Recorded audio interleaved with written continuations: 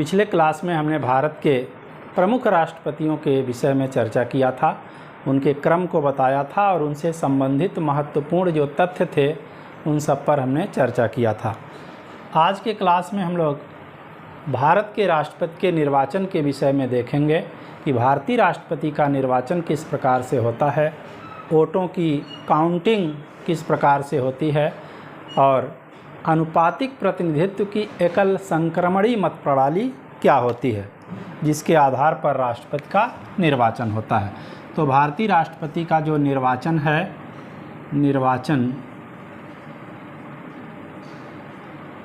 ये निर्वाचन जो होता है आनुपातिक प्रतिनिधित्व की एकल संक्रमणीय मत प्रणाली, आनुपातिक प्रतिनिधित्व प्रोपोर्शनल रिप्रेजेंटेशन, आनुपातिक प्रतिनिधित्व की एकल संक्रमणीय मत प्रणाली, एकल संक्रमणीय मत प्रणाली के आधार पर भारतीय राष्ट्रपति का निर्वाचन होता है। और जो मतदान जो होता है ये गुप्त मतदान होता है, गुप्त मतदान।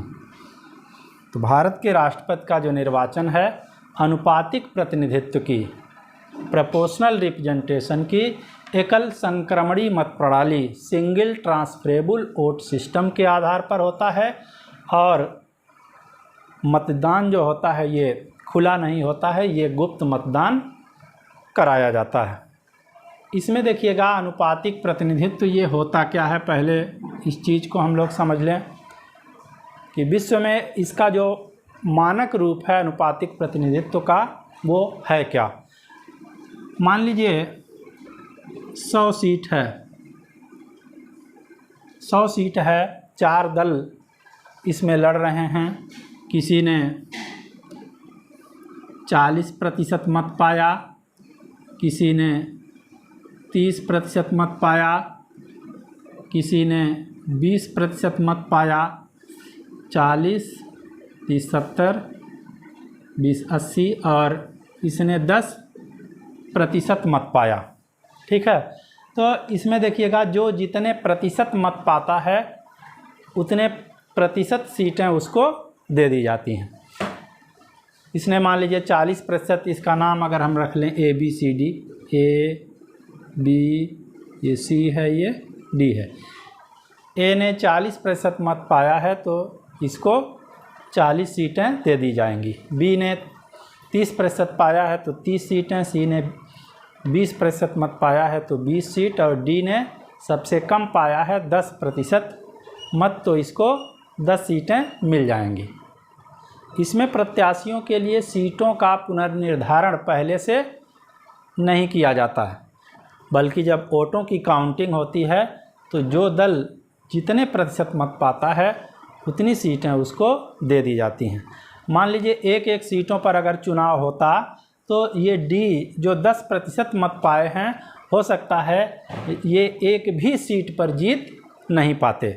तो इसकी सबसे बड़ी विशेषता ये होती है अनुपातिक प्रतिनिधित्व की कि इसमें वोटों के अनुपात में सीटें दे दी जाती हैं। इससे छोटे दल जो होते हैं उनका भी प्रतिनिधित्व सुनिश्चित हो जाता है।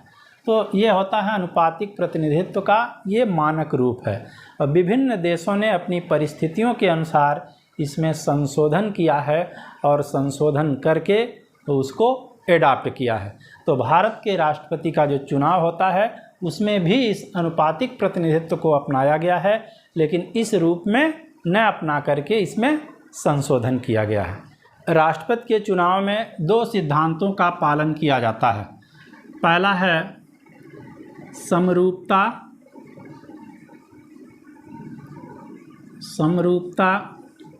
का सिद्धांत और दूसरा होता है समतुल्यता का सिद्धांत। समतुल्यता का सिद्धांत। अब देखिए ये समरूपता क्या होता है और समतुल्यता क्या होता है, इस चीज़ को हम लोग समझ लें। तो विभिन्न राज्यों के प्रतिनिधियों के मत मूल्य काउंटिंग में समरूपता होगी। क्या होगा? विभिन्न राज्यों के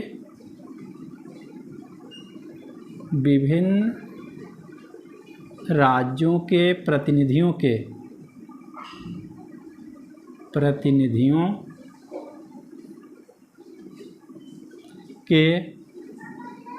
मत मूल्य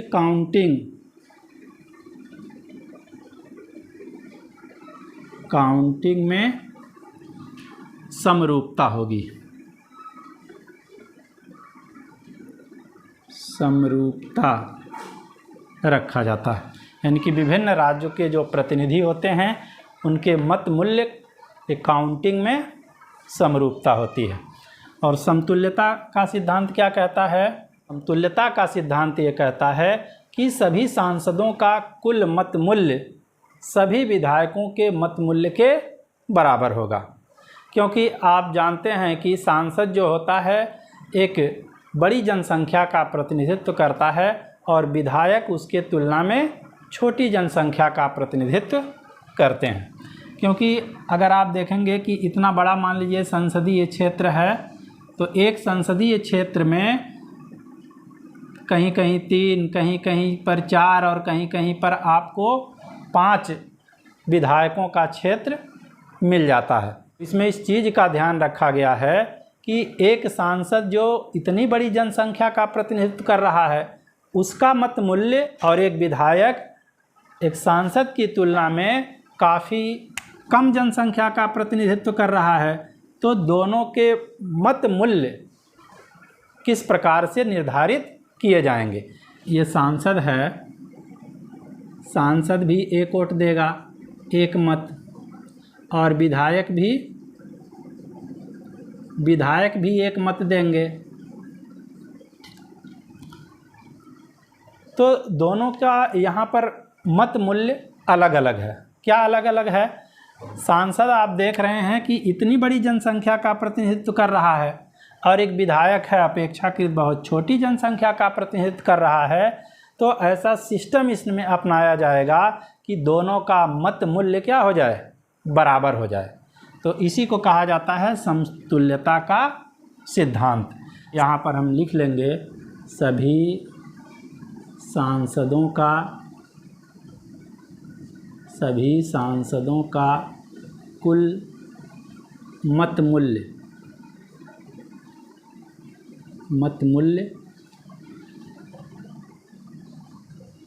सभी विधायकों के मत मूल्य के बराबर होगा। सभी विधायकों के मत मूल्य के बराबर होगा। इसी को कहा जाता है समतुल्यता का सिद्धांत। अब इसके बाद हम लोग देखते हैं कि एक विधायक के मत का मूल्य किस प्रकार से निकाला जाएगा और एक सांसद के मत मूल्य को किस प्रकार से निकाला जाएगा। विधायकों का मत मूल्य बराबर होता है विधायकों का मत मूल्य बराबर प्रदेश की कुल जनसंख्या, उस प्रदेश में जितनी जनसंख्या है, प्रदेश की कुल जनसंख्या, प्रदेश की कुल जनसंख्या बटे निर्वाचित विधायकों की संख्या, निर्वाचित विधायकों की संख्या, क्योंकि मनोनीत वाले तो राष्ट्रपति के निर्वाचक मंडल में भाग ही नहीं लेते हैं। निर्वाचित विधायकों की संख्या, ठीक है। इसके बाद गुणे 1/1000। ये हो गया विधायकों के मत का मूल्य। ठीक है, विधायकों के मत का मूल्य बराबर है उस प्रदेश की कुल जनसंख्या बटे निर्वाचित विधायकों की संख्या गुणे 1/1000। 1/1000 इसलिए यहाँ किया जाता है कि यहाँ पर मान लीजिए कोई बड़ी संख्या आए तो इससे कट जाए और वो छोटे में निकल आए। इसी प्रकार सांसदों के मत का मूल्य निकाला जाता है। सांसदों के मत का मूल्य बराबर सांसदों के मत का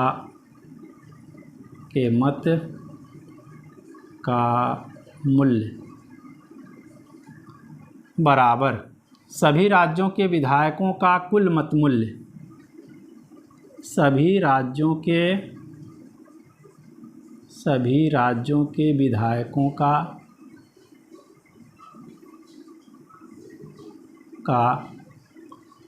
कुल मत मूल्य बटे निर्वाचित सांसदों की संख्या। इसमें भाग दे देंगे हम निर्वाचित सांसदों की संख्या से। सांसदों की संख्या इसमें भी गुणे 1/1000। तो ये हो गया सांसदों के मत का मूल्य। सांसदों के मत का मूल्य कैसे निकाला जाता है? सभी राज्यों के विधायकों का जो कुल मत मूल्य आएगा उसमें हम निर्वाचित सांसदों की संख्या से भाग दे देंगे। यहाँ पर आप देख रहे हैं कि निर्वाचित विधायकों की संख्या से भाग दिया जा रहा है और यहाँ पर इसमें निर्वाचित सांसदों की संख्या से भाग दिया जा रहा है। दोनों जगह निर्वाचित ही रहेंगे, चाहे विधायक हों चाहे सांसद हों, क्योंकि आप जानते हैं कि राष्ट्रपति के निर्वाचक मंडल में मनोनीत सदस्यों को शामिल नहीं किया जाता है।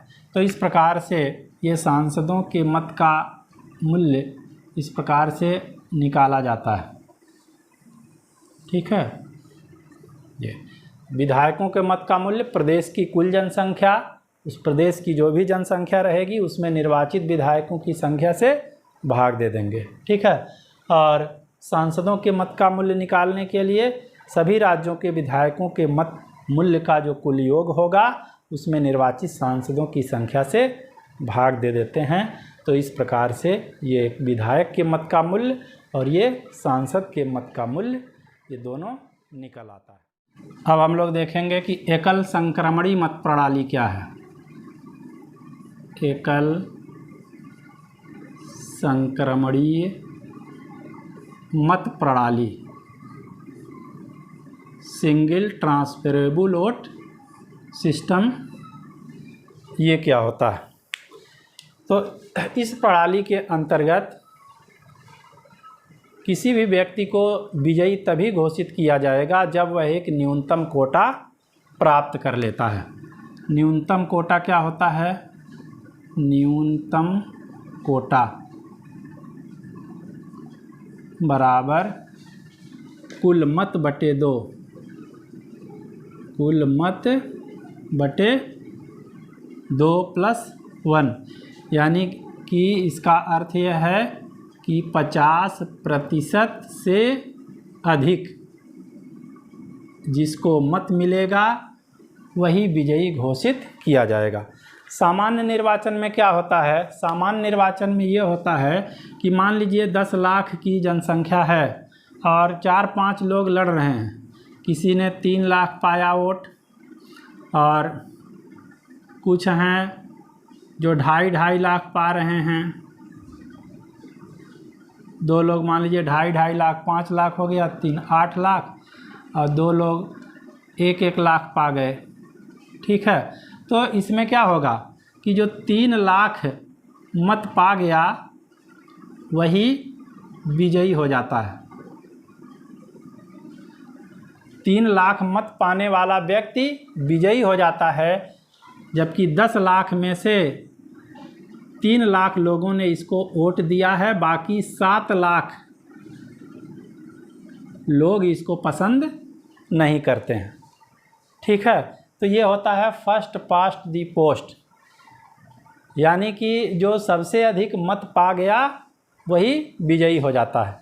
लेकिन राष्ट्रपति के चुनाव में ऐसा नहीं होता है कि जो सबसे ज़्यादा पा जाए वही विजयी है, बल्कि उसको ये कोटा प्राप्त करना उसके लिए आवश्यक होता है कि वह आधे से अधिक वोट को प्राप्त करे, यानी कि न्यूनतम कोटा को प्राप्त करे। तो ये चीज़ समझ में आ गई होगी। अब देखिएगा मतदान किस प्रकार से होता है। मतदान जो होता है यह ईवीएम के द्वारा नहीं होता है, मतदान बैलेट पेपर के से होता है। मतदान कैसे होता है? बैलेट पेपर से होता है। बैलेट पेपर मान लीजिए इस तरह से हो सकते हैं, यहाँ पर समझने के लिए हम बना रहे हैं।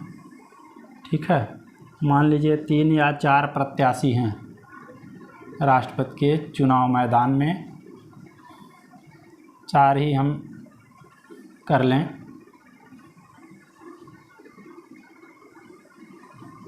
तो इधर देखिएगा प्रत्याशी का नाम रहता है, प्रत्याशी का नाम साधारण बैलेट पेपर होता है वहाँ, तो क्या होता है प्रत्याशी का नाम रहता है, इधर चुनाव चिन्ह रहता है।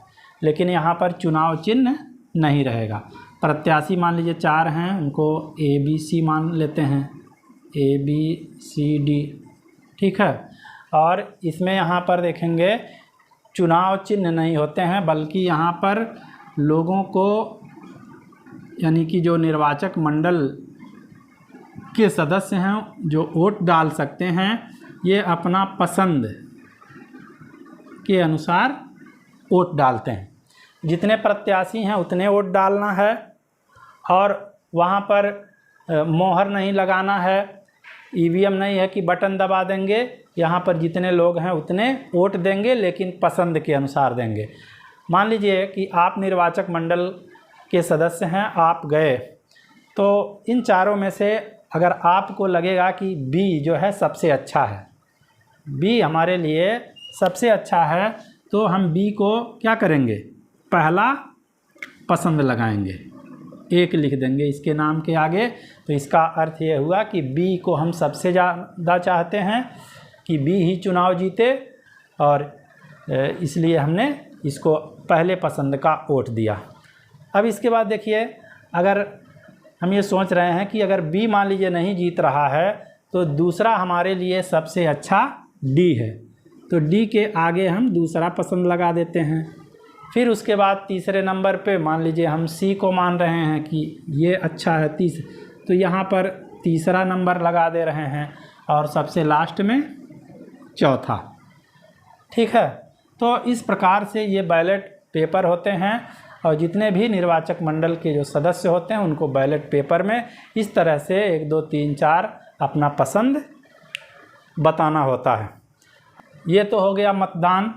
लेकिन मतगणना कैसे होती है? मतगणना, इसको आपको समझना है, अच्छी तरीके से समझ लीजिए मतगणना को। मतगणना प्रथम चक्र की, तो प्रथम चक्र की मतगणना में जितने भी प्रत्याशी हैं सबके प्रथम वरीयता के मत को गिना जाएगा। यहाँ पर मान लीजिए 4 प्रत्याशी हैं, मान लीजिए 100 वोट है, 100 में से इसने ये पा गया 40 मत ये पा गया, और ये पा गया 30 मत। ठीक है, 40 50 60 70, और ये पा गया 10 मत, और डी पा गया 5 मत। कितना हुआ? 40 50 60 70 80, ये मान लीजिए 20 मत पा गया, और ये 10 मत पा गया। कुल कितने हैं? हमने कहा कि मान लीजिए 100 मत हैं ये। ठीक है, 100 में से ये पा गया 40, ये पाया 30, ये पाया 20 और ये पाया 10। तो यहाँ पर हम देखेंगे कि इस न्यूनतम कोटा को कोई नहीं प्राप्त कर पाया है। यहाँ पे कितना प्राप्त करना चाहिए था? 100 में से 50 + 1 बराबर 51 मत अगर जिस भी प्रत्याशी को मिल जाएगा वह प्रत्याशी राष्ट्रपति का चुनाव जीत जाएगा। तो यहाँ पर हम देख रहे हैं कि प्रथम चरण की जो मतगणना होती है, पहले पसंद के मतों को जिसमें गिना जाता है, तो पहले पसंद के मत में ए ने 40 वोट पाया, 100 वोटों की हम बात कर रहे हैं, बी ने 30 पाया, सी ने 20 और डी ने 10 पाया, यानी कि 51 मत। जबकि क्या चाहिए? विजयी होने के लिए 51 मत चाहिए। ठीक है, तो किसी को नहीं मिला, तो प्रथम चक्र की मतगणना में किसी भी उम्मीदवार को विजयी घोषित नहीं किया जाएगा, क्योंकि इसने न्यूनतम कोटा को प्राप्त नहीं किया। अब देखिए, इसके बाद द्वितीय चक्र की मतगणना प्रारंभ होगी। सेकंड चक्र मतगणना, इसमें क्या होगा? जो सबसे कम वोट पाया हुआ है उसको चुनाव से बाहर कर दिया जाएगा। तो डी आप देख रहे हैं कि सबसे कम 10 वोट पाया हुआ है, तो डी को चुनाव से बाहर कर दिया जाएगा, इनको फेंक दिया जाएगा। और डी के बैलेट पेपर में जो द्वितीय पसंद जितना जितना ये लोग पाए रहेंगे उनको ट्रांसफ़र कर दिया जाएगा, बांट दिया जाएगा। इसीलिए इसको कहा जाता है transferable vote system, single transferable vote system. ठीक है, समझ में आया? यदि प्रथम चक्र की मतगणना में लिखेंगे यहाँ, यदि प्रथम चक्र की मतगणना में किसी को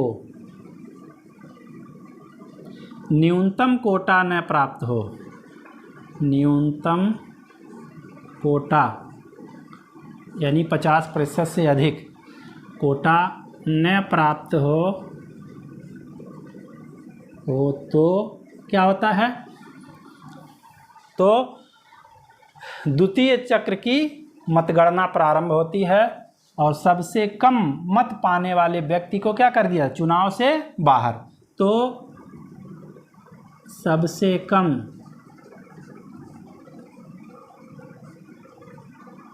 मत पाने वाले प्रत्याशी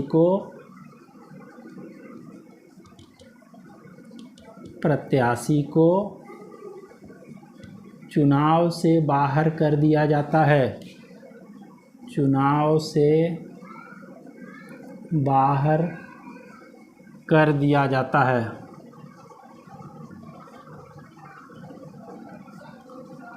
चुनाव से बाहर कर दिया जाता है। बाहर करके क्या करते हैं? चुनाव से ये जो सबसे कम मत पाए हैं इनको बाहर कर दिया गया और उसके बाद इनके बैलेट पेपर में इन प्रत्याशियों ने द्वितीय पसंद का जितना जितना वोट पाया है उसी अनुपात में उनको बांट दिया जाता है। ठीक है, चुनाव से बाहर कर दिया जाता है तथा इनके बैलेट पेपर में द्वितीय पसंद, ध्यान रखिएगा यहाँ द्वितीय पसंद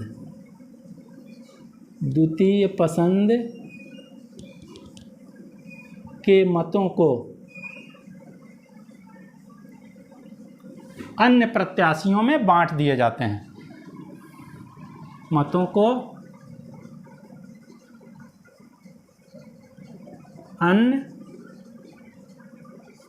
प्रत्याशियों में बांट दिए जाते हैं। क्या बराबर बराबर बांट दिए जाते हैं? डी के बैलेट पेपर में जो द्वितीय पसंद के मत होंगे, ठीक है, इसके बैलेट पेपर में जितना सी को द्वितीय पसंद का मत मिला रहेगा उतना वोट सी को दे दिया जाएगा, जितना वोट द्वितीय पसंद का डी वाले में बी को मिला रहेगा उतना बी को दे दिया जाएगा, और जितना ए को मिला रहेगा उतना ए को दे दिया जाएगा। ठीक है। उसके बाद अगर ये न्यूनतम कोटा प्राप्त हो जाता है, यानी 50 से अधिक ये प्राप्त हो जाता है, तो उस प्रत्याशी को क्या करेंगे, विजयी घोषित कर देंगे। और अगर द्वितीय चरण के मतगणना के बाद भी ये न्यूनतम कोटा प्राप्त नहीं होता है, तो तीसरे चरण की मतगणना प्रारंभ होगी, और उसमें अब सी वाले को चुनाव से बाहर कर दिया जाएगा। इसके बैलेट पेपर में जो तीसरे पसंद के मत होंगे उनको शेष उम्मीदवारों में जिस अनुपात में इनको मिले रहेंगे उसी अनुपात में बांट दिया जाएगा। तो अभी तक देखिएगा भारत में जितने भी राष्ट्रपतियों के चुनाव हैं सबके सब प्रथम चरण के मतगणना में ही जीत हासिल कर लिए हैं। केवल एक राष्ट्रपति हैं जिनके लिए द्वितीय चरण की मतगणना करनी पड़ी थी, और ये हैं बीवी गिरी।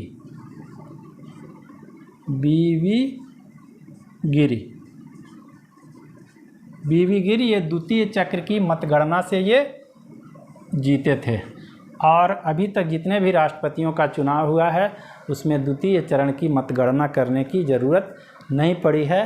केवल बीवी गिरी के चुनाव में द्वितीय चक्र की मतगणना की गई थी, क्योंकि प्रथम चक्र में इन्होंने न्यूनतम कोटा को प्राप्त नहीं कर पाया था। ठीक है, तो हम समझते हैं आपको ये राष्ट्रपति का निर्वाचन समझ में आ गया होगा। राष्ट्रपति के चुनाव की अधिसूचना जो होती है, अधिसूचना 2 महीने पूर्व जारी कर दी जाती है, 2 महीने पूर्व। और रिटर्निंग ऑफिसर कौन होते हैं, रिटर्निंग ऑफिसर रिटर्निंग ऑफिसर अब देखेंगे कि लोकसभा के महासचिव, लोकसभा के महासचिव और राज्यसभा के महासचिव, राज्यसभा के महासचिव ये दोनों चक्रीय क्रम में होते हैं, चक्रीय क्रम में। चक्रीय क्रम का मतलब है कि एक बार ये लोकसभा के महासचिव रिटर्निंग ऑफिसर रहेंगे, फिर अगला जो राष्ट्रपति का चुनाव आएगा उसमें राज्यसभा के जो महासचिव होंगे वो रिटर्निंग ऑफिसर का काम करेंगे, फिर अगला राष्ट्रपति का चुनाव आएगा तो ये फिर लोकसभा वाले हो जाएंगे। तो इसको कहा जाता है चक्रीय क्रम में। ठीक है, तो ये रिटर्निंग ऑफिसर हो गए, लोकसभा और राज्यसभा के महासचिव चक्रीय क्रम में। बैलेट पेपर, बैलेट पेपर का प्रयोग होता है, ईवीएम का प्रयोग नहीं होता है। बैलेट पेपर का प्रयोग सांसदों के लिए किस रंग का रहता है और विधायकों के लिए बैलेट पेपर किस रंग का रहता है। सांसदों के लिए जो बैलेट पेपर होता है वो ग्रीन रहता है, ग्रीन यानी कि हरा रहता है, और विधायकों के लिए जो बैलेट पेपर का प्रयोग होता है वो पिंक रहता है, गुलाबी। ठीक है, तो ये बैलेट पेपर का प्रयोग हो गया। सांसदों के लिए ग्रीन यानी हरा और विधायकों के लिए पिंक होता है।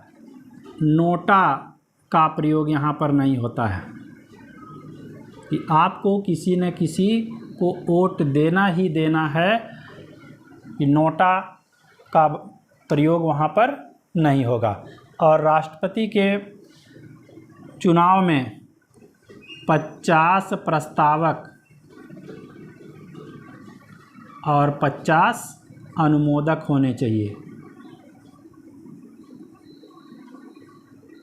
और ये कहाँ से होने चाहिए, निर्वाचक मंडल में से ही, निर्वाचक मंडल के सदस्यों में से ही। ऐसा नहीं है कि बाहर से किसी भी व्यक्ति को पकड़ लीजिए 50 ठो प्रस्तावक हो जाए 50 ठो अनुमोदक हो गए। यानी कि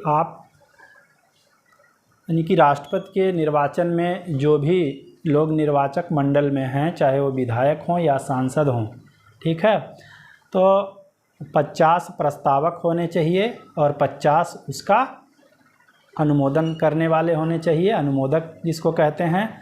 तो कम से कम 100 व्यक्ति अगर किसी व्यक्ति को चाह रहे हैं तो राष्ट्रपति का चुनाव लड़ सकता है। और एक चीज़ ये भी है कि ये 50 प्रस्तावक जो होंगे और ये 50 अनुमोदक जो होंगे ये अलग अलग होंगे। ऐसा नहीं है कि 50 लोग प्रस्ताव करके चले आए, प्रस्ताव भी कर रहे हैं राष्ट्रपति का, और यही 50 चले गए अनुमोदक भी करने। तो जो व्यक्ति प्रस्तावक होगा वो व्यक्ति अनुमोदक नहीं होगा, या जो व्यक्ति अनुमोदक होगा वो प्रस्तावक नहीं होगा। यानी प्रस्तावक और अनुमोदक दोनों अलग अलग होने चाहिए। जमानत राशि, राष्ट्रपति के चुनाव में जमानत राशि जो रखी गई है 15,000 रुपये रखी गई है, ठीक है। जमानत राशि 15,000 रुपये। राष्ट्रपति का चुनाव जो भी व्यक्ति रखेगा वो जमानत के तौर पर 15,000 रुपया इसको जमा करना पड़ेगा सरकारी खजाने में। बाद में ये रकम उन्हें वापस कर दी जाती है। लेकिन अगर ये कुल मतों का 1/6 मत प्राप्त नहीं कर पाते हैं, प्राप्त नहीं करते, तो जमानत राशि जब्त कर ली जाती है। कहते हैं ना जमानत जब्त हो गई, तो जमानत राशि जब्त कर ली जाती है। 1/6 मत प्राप्त नहीं होता। 1/6 किसका है? कुल पड़े मतों का, ठीक है। जितने मत पड़ रहे हैं राष्ट्रपति के चुनाव में उसका 1/6 मत अगर ये प्राप्त नहीं करते हैं तो जमानत राशि इनकी जब्त कर ली जाती है।